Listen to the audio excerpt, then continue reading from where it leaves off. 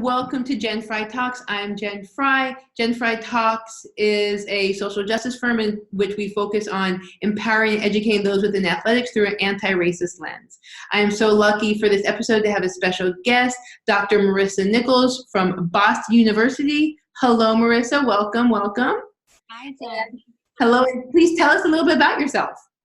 Absolutely. So I just finished my second year at Boston University in a brand new role for the department. I direct all of our leadership, career, performance, well-being initiatives and programs for our 24 teams and coaches. And my research examines differences in personal characteristics that we can develop in students. So thinking about what contributes to a high-performing athlete and how we can instill some of those traits and characteristics in their growth and development. Oh, such great information. So the question I ask all my guests is, from your amazing knowledge and experience, what do you think athletic departments can do to create a great experience for student athletes?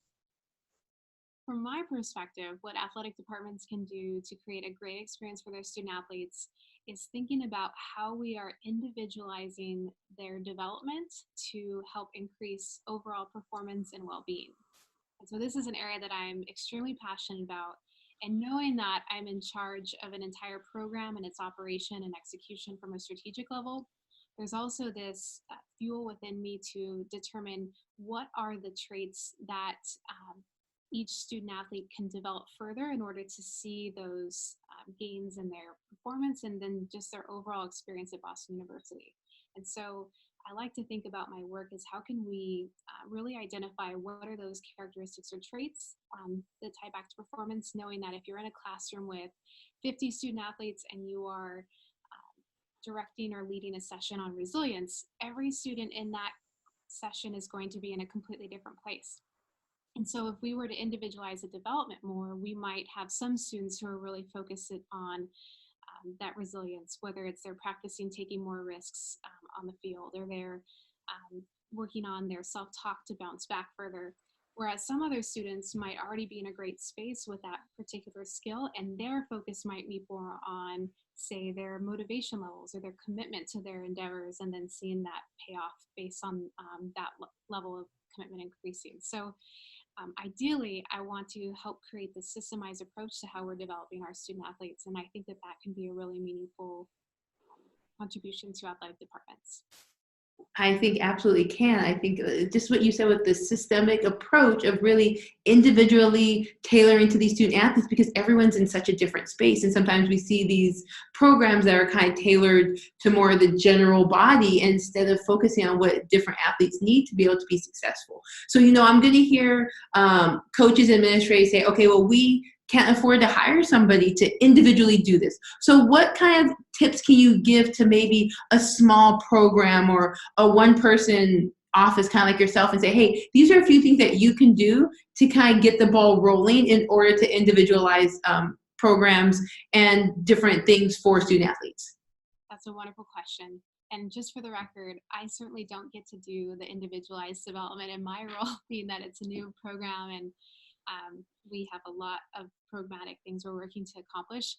So in order to compensate for that, one of the big things that I've been able to do and that I would recommend for other schools, and I'm always learning and haven't tailored it to an exact science yet, but always working towards that, is thinking about identifying the skill sets that we want our student athletes to develop. And in the context of Boston University, a lot of that was looking at our assessment and feedback, being on the ground floor, working with coaches and administrators to determine what are those 6 skills. And so 6 happened to be the number last year that we extracted and said, okay, here's what we're working to develop in our students, mastery of self and who they are, and being able to communicate with their peers, with a coach, and with alumni, the ability to lead others in meaningful ways. And so we took these skills and we defined them further.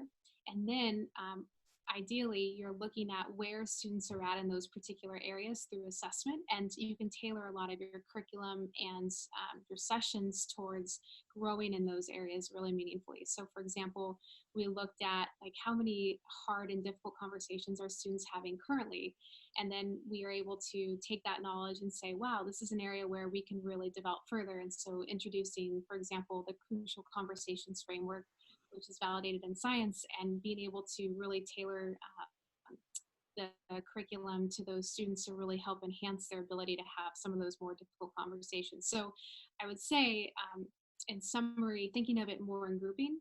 And if you have a full year's worth of curriculum, you can think about, okay, if I had to categorize students in 4 different areas about where they could grow further, and then really tailoring the work and the activities and the leadership follow-up work to those particular areas, to try to create that systemized approach, even though we still have a ways to go. Oh, such great information. So I know you said you're presenting, so kind of give us a little brief synopsis of what you're presenting on, when and where, all that good stuff.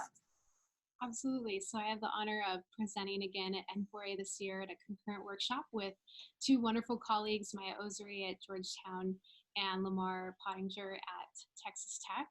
And we will present on insights and applications based on research and practice, in terms of what makes for an effective leadership development program. So our 7 insights and applications have been supported by research and have been great examples in our own models and then also in our peers' models, and we'll be able to present those in a really palatable way and make it an active learning environment for our peers, and hopefully help them walk away identifying maybe an insight or applications they really want to grow in over the next year. Awesome. So where can people find you in the social media universe? I am on, I had to think about that. So currently I'm actually just on Twitter primarily, Dr. Marissa Nichols. So just dropping the A in Marissa. I'm also on LinkedIn. I think I paused because I need to increase my social media skills, but we'll get there, right? Maybe my own individual session there. Mhm. Social media is hard to consistently keep updating, especially Twitter, because somebody said like, I don't know, it's like a few minutes, the length of your tweet on there, and having to keep coming up with stuff.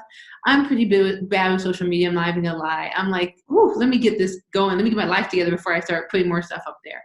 But Dr. Marissa Nichols on Twitter, awesome. Hopefully we'll be hearing about a book coming out soon. I'm gonna put that in the air for you, Marissa, in the future. I love it. I just got my dissertation article is in press. So Yes. that's in the works, and my goal and my dream project is to actually create this individualized system for student athlete development practitioners. So it'll probably be my life's work, but that's something that I'm very excited about. And also on Twitter, Terriers Develop is the handle for Boston University Athletics. Awesome, awesome. So thank you for joining us. Again, I'm Jen Fry. If you have any questions, comments, or concerns, please find me on all social media channels, Jen Fry Talks, and also email me, jenfrytalks@gmail.com. Thank you again, Marissa, for taking the time. I'm glad we finally got to do this.